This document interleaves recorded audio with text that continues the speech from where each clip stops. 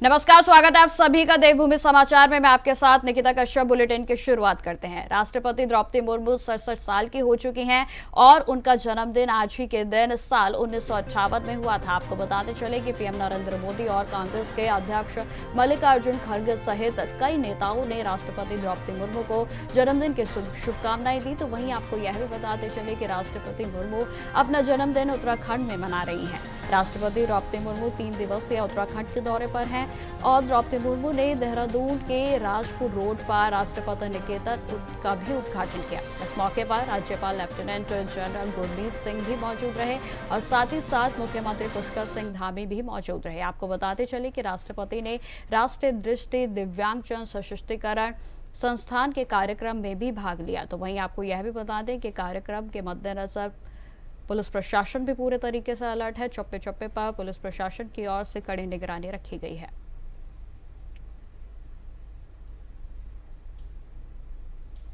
तो राष्ट्रपति द्रौपदी मुर्मू अपने 3 दिवसीय के दौरे पर देहरादून में हैं।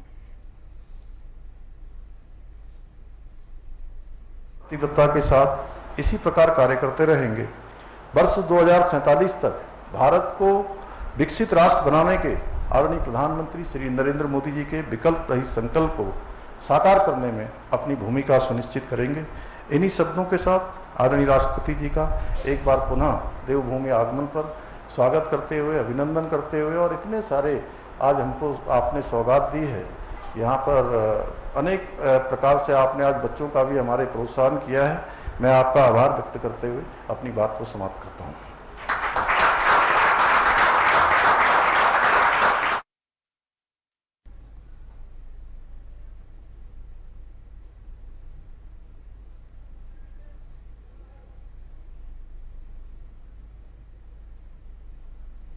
तो आपको बताते चले कि आज राष्ट्रपति द्रौपदी मुर्मू का जन्मदिन है और जिसके उपलक्ष्य में आपको बता दें कि वे आज उत्तराखंड के दौरे पर पहुंची हुई हैं और 3 दिवसीय दौरे के दौरान उन्होंने तमाम तरीके की विकास परियोजनाओं का भी शिलान्यास किया। और साथ ही साथ आपको बताते चले कि सीएम पुष्कर सिंह धामी भी इस कार्यक्रम में मौजूद रहे। मानवीय प्रेम के राष्ट्रीय शिक्षा नीति 2020 में दिव्यांग बच्चों को अन्य बच्चों के समान अच्छी शिक्षा के अवसर प्रदान करने का प्रावधान है। सुगम्य भारत अभियान के माध्यम से सरकार दिव्यांगजनों के सशक्तिकरण और समान भागीदारी के लिए प्रयत्नशील है। ये अभियान सुगम्य भौतिक वातावरण, परिवहन, सूचना एवं संचार परिस्थिति तंत्र विकसित करने पर बल दिया गया है। सरकार का ये प्रयास रहा है कि दिव्यांगजनों की पहुंच सरकारी भवनों, संस्थानों आदि में सुगम्य बनाया जाए। राष्ट्रपति भवन द्वारा भी दिव्यांगजनों के हित में अनेक कदम उठाया जा रहा है। उनको ये जानकर प्रसन्नता होती है कि राष्ट्रपति भवन परिसर में एक ऐसा कैफे है जिसे दिव्यांग बच्चे चलाते हैं। इसी वर्ष मार्च महीने में दिव्यांगजनों की प्रतिभा, उपलब्धियों और आकांक्षाओं का उत्सव मनाने के लिए राष्ट्रपति भवन के अमृत उद्यान में पर्पल फेस्ट का आयोजन किया गया था। उस आयोजन का उद्देश्य विभिन्न विकलांगताओं और लोगों के जीवन पर पड़ने वाले उनके प्रभाव के बारे में जागरूक कराना था। साथ ही दिव्यांगजनों को समझने, उन्हें स्वीकार करने तथा समाज में समावेश को बढ़ावा देना भी एक उद्देश्य था। मेरा मानना है कि दिव्यांगजनों के जीवन के हर क्षेत्र में प्रोत्साहित करने के प्रयास समाज द्वारा अवश्य किए जाने चाहिए। आज का युग विज्ञान और तकनीकी का युग है। उन्नत तकनीकी की सहायता से दिव्यांगजन भी मुख्य धारा में अपने योगदान देने में सक्षम हो सकते हैं। तो आपको बताते चले कि आज राष्ट्रपति द्रौपदी मुर्मू का जन्मदिन है और जिसको लेकर उनके पास तमाम शुभकामनाएं ही नेताओं की ओर से आने लगी हैं। तो वहीं आपको बताते चले कि पीएम नरेंद्र मोदी के द्वारा भी उन्हें शुभकामनाएं दी गई। आपको बता दें कि आज द्रौपदी मुर्मू अपना जन्मदिन उत्तराखंड में मना रही हैं। देहरादून से ये तस्वीरें हम आपको दिखा रहे हैं, जहां पर आज उनके द्वारा तमाम विकास कार्यों का शिलान्यास किया गया और साथ ही साथ आधारशिला भी रखी गई। वहीं आपको बताते चले कि तमाम परियोजना का उद्घाटन आज उनकी ओर से किया गया है। तो द्रौपदी मुर्मू 67 साल की हो गई हैं और उनका जन्मदिन आज की के दिन 1958 में हुआ था जन्म। और इस खबर पर अधिक जानकारी के साथ हमारे साथ देहरादून से अभय कैंतुरा जुड़ गए हैं। तो अभय, जिस तरीके से आज का दिन बेहद विशेष माना जा रहा है, काफी मायनों में अहम है आज उत्तराखंड के लिए, क्या कुछ कार्यक्रम जो है वो आज द्रौपदी मुर्मू के रहने वाले हैं? जी बिल्कुल, ये कह सकते हैं कि राष्ट्रपति का उत्तराखंड का 3 दिवसीय दौरा है, जिसमें आज दूसरा दिन उनका है। देहरादून में आज उन्होंने अपने जन्मदिन को बड़े सादगी के साथ मनाने का काम किया। सुबह 8 बजकर, ये कह सकते हैं सुबह 8 बजे मंदिर में पूजा अर्चना उनकी तरफ से यहाँ पर की गई। उसके बाद इस समय ये कह सकते हैं कि मुख्यमंत्री पुष्कर सिंह धामी और राज्यपाल लेफ्टिनेंट जनरल गुरमीत सिंह के साथ वो जो राष्ट्रीय दिव्यांगजन दृष्टिबाधित जो संस्थान है वहाँ पर मौजूद है। जो वहाँ के जो बच्चे हैं उनके साथ वो जन्मदिन मनाने का अपना काम वहाँ पर कर रही है, सादगी के साथ जन्मदिन वहाँ पर मना रही है। और बच्चे बड़े उत्साहित इस समय राष्ट्रपति को अपने बीच में पाकर बड़े उत्साहित यहाँ पर नजर आ रहे हैं। ये कह सकते हैं कि राष्ट्रपति के इस दौरे को लेकर पूरे उत्तराखंड में एक उत्साह सा यहाँ पर देखने को मिल रहा है, क्योंकि 3 दिवसीय दौरा है और पहली बार इतना लंबा दौरा उत्तराखंड में राष्ट्रपति का देखने को मिल रहा है। इसलिए ये कह सकते हैं कि पूरी तैयारियों के साथ इस समय प्रशासन भी वहाँ पर जुटा हुआ नजर आ रहा है। और आज ये कह सकते हैं कि एक बड़ा कार्यक्रम अभी ये कह सकते हैं कि जो राष्ट्रीय दिव्यांग दृष्टिबाधित जो संस्थान है वहाँ पर चल रहा है। इसके बाद वापस राष्ट्रपति जो निकेतन है हाउस है वहाँ पर आने का काम उनकी तरफ से किया जाएगा। सबसे बड़ी बात है कि इस दौरान वो राज्य के जो विभिन्न अधिकारी या विभिन्न जो संस्थाएं उनसे मुलाकात वहाँ पर कर सकते हैं, बातचीत यहाँ पर कर सकते हैं। और किस तरीके से राष्ट्र को विकसित करने में सभी लोगों की भूमिका अहम यहाँ पर हो सकती है, सभी लोग अपना सहयोग यहाँ पर दे सकते हैं, उन सब चीज़ों को लेकर वो बातचीत वहाँ पर करेंगे। जी अभय, पुलिस प्रशासन को लेकर किस तरीके के बंदोबस्त किए गए हैं, क्योंकि उनके दौरे के पहले ही जो है पुलिस प्रशासन पूरे तरीके से अलर्ट हो गया था। क्या कुछ खास बंदोबस्त आज उनकी सुरक्षा को लेकर किए गए? सबसे बड़ी बात है कि जो राष्ट्रपति निकेतन है वहाँ पर जो रूट है उस रूट को इस समय डाइवर्ट करने का काम वहाँ पर किया गया है। यानी जिस समय राष्ट्रपति कार्यक्रम के लिए बाहर आएंगे उस दौरान वहाँ पर 0 जोन वहाँ पर रहेगा, किसी भी प्रकार से उस दौरान वहाँ पर कोई वाहन नहीं चल पाएगा। इसके अलावा जब वापस राष्ट्रपति निकेतन में वहाँ पर पहुँचेंगे, राष्ट्रपति वापस आएंगी, उसके बाद ही उस रूट को वहाँ पर संचालित करने का काम कर दिया जाएगा। साथ ही जो सुरक्षा के जो कड़े इंतजाम है, यानी कल देर शाम से ही पूरे राजधानी देहरादून में जो सुरक्षा के जो इंतजाम है वो बड़े चाक चौबंद यहाँ पर देखने को मिल रहे हैं। पुलिस सघन चेकिंग के बाद ही लोगों को उस रूट से गुजरने का काम वहाँ पर करा रही है। साथ ही ये जो कार्यक्रमों के जो समय है, यानी राष्ट्रपति अगर अपने आशियाने में इस समय मौजूद हों तो फिर उस समय भी वहाँ पर ट्रैफिक को लेकर बड़ी चौकसी के साथ वहाँ पर पुलिस प्रशासन काम करती नजर आ रही है। जो प्रमुख जो चौराहे हैं जो राजपूत रोड के होते हुए गुजरते हैं, उन जगहों पर भी पुलिस चेकिंग अभियान वहाँ पर लगातार चला रही है। ये कह सकते हैं कि पुलिस ने पूरी तरीके से जो सुरक्षा का घेरा है वो कड़ा वहाँ पर किया हुआ है। किसी भी तरीके से कोई लापरवाही वहाँ पर नहीं होने दी जाएगी और जिस प्रकार से प्रोटोकॉल्स के तहत वहाँ पर काम होना चाहिए, पुलिस उन सब चीज़ों को करती हुई नजर आ रही है। जी ठीक है अभय, लगातार आप हमारे साथ बने रहे, हम एक बार फिर से आपके पास आएंगे। फिलहाल खबरों में आगे बढ़ते हैं। तो आपको बताते चले कि राष्ट्रपति द्रौपदी मुर्मू अपने 3 दिवसीय दौरे को लेकर उत्तराखंड में पहुंची हुई हैं और जहां आज तमाम तरीके के कार्यक्रमों में शिरकत करेंगी। खबरों में आगे बढ़ते हैं। इस वक्त की बड़ी खबर का रुख करते हैं जो कि उत्तराखंड के पर्यटन विभाग से आ रही है। आपको बताते चले कि पर्यटन विभाग में बड़ा प्रशासनिक फेरबदल हुआ है। जो आपको बताते चले कि 33 IAS अधिकारियों के तबादले हुए हैं और जहां पर IAS सचिन कुर्वे की छुट्टी हो गई है, तो वहीं धीराज गर्बियाल संभालेंगे पर्यटन सचिव की जिम्मेदारी। तो इस वक्त की बड़ी खबर हम आपको बता दें कि पर्यटन विभाग में बड़े प्रशासनिक फेरबदल हुए हैं। सरकार ने आदेश भी जारी कर दिया है। तो वहीं आपको बताते चले कि जल्द कार्यभार ग्रहण करेंगे गर्बियाल।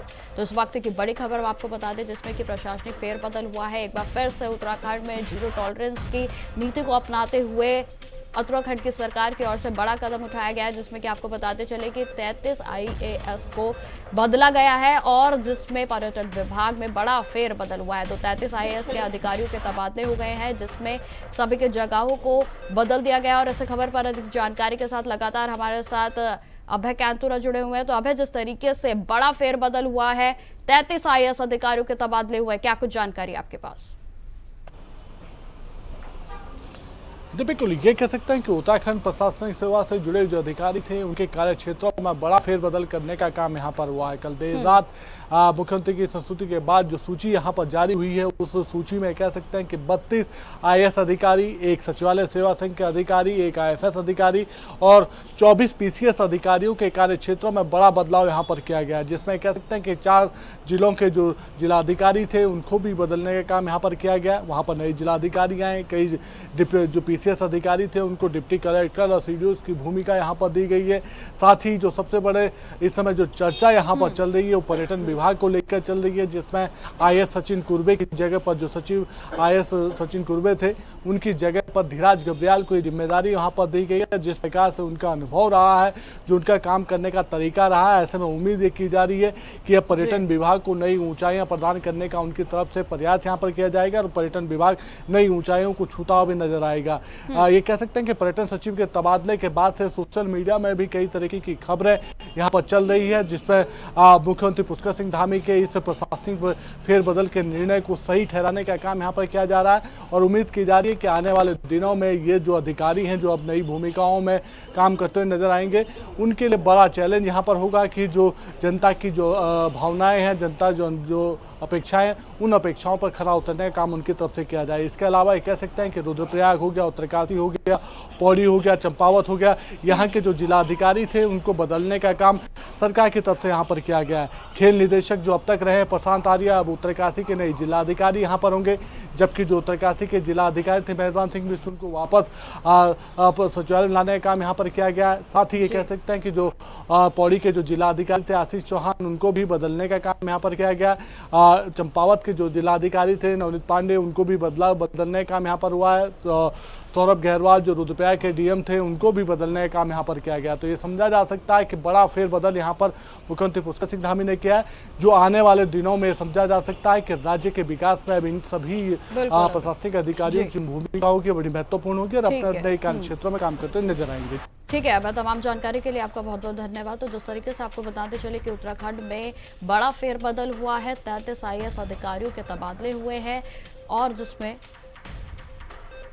बड़ा बदलाव हुआ। खबरें लगातार जारी रहेंगी, फिलहाल वक्त हो चला है छोटे से ब्रेक का।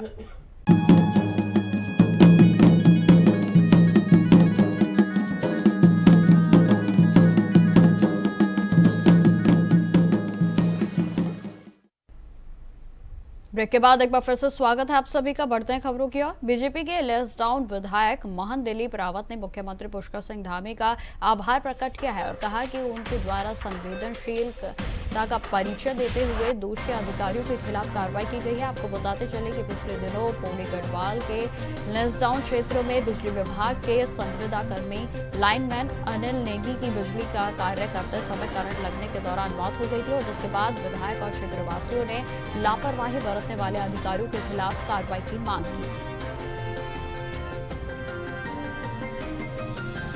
में जो एक विद्युत कर्मी की करंट लगने से मृत्यु हो गई थी, जो कि विभाग की घोर लापरवाही थी और मैंने माननीय मुख्यमंत्री से निवेदन किया था कि उनके ऊपर कठोर कार्रवाई की जाए। तो माननीय मुख्यमंत्री जी ने संवेदनशीलता का परिचय देते हुए कठोर कार्रवाई की है और ये संदेश दिया है कि लापरवाह कर्मचारी बख्शे नहीं जाएंगे।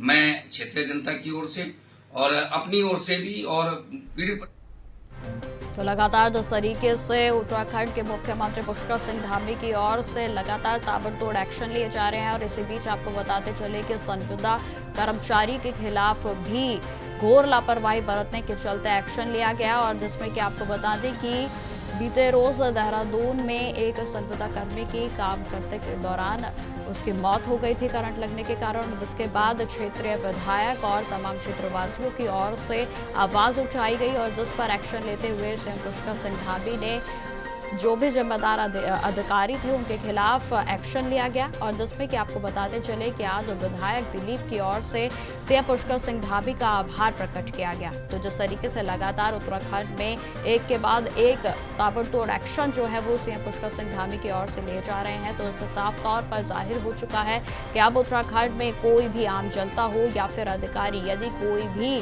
कानून के खिलाफ जाता है तो उसके खिलाफ कार्रवाई निश्चित रूप से होगी। और इसी बीच आपको बता दें कि आज विधायक और क्षेत्रवासियों की ओर से सीएम पुष्कर सिंह धामी का आभार प्रकट किया गया, क्योंकि उन सभी जिम्मेदार अधिकारियों के खिलाफ सीएम पुष्कर सिंह धामी की ओर से एक्शन लिया गया। और इसी खबर पर अधिक जानकारी के साथ हमारे साथ एक बार फिर से अभय कैंतुरा जुड़ गए हैं। तो अभय, जिस तरीके से सीएम पुष्कर सिंह धामी का आभार व्यक्त किया गया है विधायक की ओर से, क्या कुछ मामला था? जी, मैं आपको बता दें कि विगत दिनों पौड़ी के लैंसडौन और प्रभाग क्षेत्र में एक बिजली लाइन की मरम्मत करते हुए जो बिजली विभाग के जो संविदा कर्मचारी थे, लाइनमैन, उनकी वहां पर करंट लगने से मृत्यु हो गई थी, जिसके बाद ये मामला यहाँ पर गरमाने लगा था, क्योंकि जो संविदा कर्मी जिसकी मृत्यु हुई थी उसकी जो माँ थी उसकी तरफ से भी बेटे की मृत्यु के बाद से जो विषाक्त जो पदार्थ होता है उसको खाने का काम वहां पर किया गया था, जो अभी अस्पताल में जीवन और मृत्यु यहाँ की जंग यहाँ पर लड़ रही है। और इसी बात को लेकर भी क्षेत्र में जिस प्रकार से यूपीसीएल की तरफ से लापरवाही वहां पर बढ़ती जा रही थी, उसको देखते हुए क्षेत्रीय विधायक की तरफ से अधिकारियों के खिलाफ कार्रवाई की मांग यहाँ पर की गई थी। विधायक की इस मांग को देखते हुए मुख्यमंत्री पुष्कर सिंह धामी ने कड़ा एक्शन यहाँ पर लिया था। यूपीसीएल के 3 जो जिम्मेदार अधिकारी उस क्षेत्र में थे उन सभी को निलंबित करने का काम यहाँ पर कर दिया गया था, जिसके बाद विधायक ने मुख्यमंत्री की इस कार्रवाई की सराहना यहाँ पर की और मुख्यमंत्री का आभार प्रकट यहाँ पर किया है। विधायक का कहना है कि क्षेत्र में लगातार जो बिजली विभाग के जो अधिकारी जो कर्मचारी हैं वो अपनी मनमानी उस क्षेत्र में करते नजर आते हैं, और यही वजह है कि लगातार इस तरीके की लापरवाहियों के चलते कई ऐसे हादसे वहां पर हो चुके हैं जो लोगों के साथ ये कह सकते हैं कि जान से खिलवाड़ वहां पर बन सकते हैं। और जिस प्रकार से संविदा कर्मचारी की करंट लगने से ही मौत वहां पर हुई है, ये भी विभाग की एक बड़ी लापरवाही थी, जिसकी अब उच्च स्तरीय जांच वहां पर की जानी चाहिए। ये कहा जा सकता है कि विधायक की तरफ से इस पूरे मामले पर बड़ा एक्शन लेने का काम यहाँ पर मुख्यमंत्री से किया गया था, और मुख्यमंत्री ने विधायक की उस मांग को मानते हुए 3 अधिकारियों को यहाँ पर निलंबित करने का आदेश यहाँ पर दिए थे, जिसमें विभाग के 3 अधिकारियों को निलंबित करने का काम यहाँ पर कर दिया गया था। लगातार यूपीसीएल की इस तरह की जो शिकायतें हैं, जो ये कह सकते हैं कि लापरवाहियों भरी है, उसको लेकर अब ये कह सकते हैं कि विभाग के अधिकारियों को भी दुरुस्त रहने के लिए कह दिया गया है कि जो भी लापरवाही बरतेगा उसके खिलाफ इसी प्रकार से कड़ी कार्रवाई यहाँ पर की जाएगी। जी अभय, क्या इस मामले में अभी स्पष्ट हो चुका है कि आखिर किन घोर लापरवाहियों के चलते यह दर्दनाक हादसा हुआ?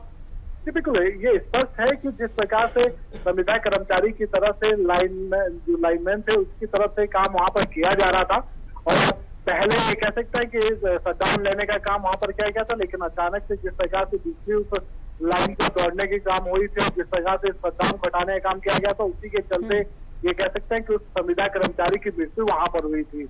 और लगातार इस तरीके की जो घटनाएं करंट लगने की या फिर लाइनों बिजली विभाग के जो खंभे थे उनके अनियंत्रित तारों का जो जाल वहां पर बुना हुआ है, उसकी शिकायतें लगातार यहाँ पर विभाग को यहाँ पर मिल रही थी, जिस पर कोई कार्रवाई अब तक नहीं हो पाई थी।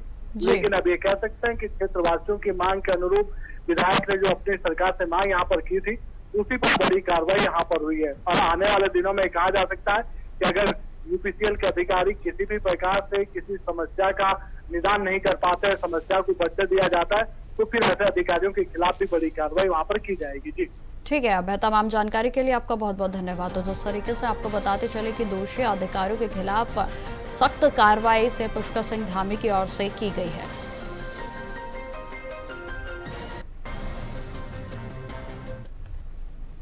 तो फिलहाल इस बुलेटिन में इतना ही। देश दुनिया की तमाम खबरों की जानकारी के लिए बने रहे हमारे साथ। नमस्कार।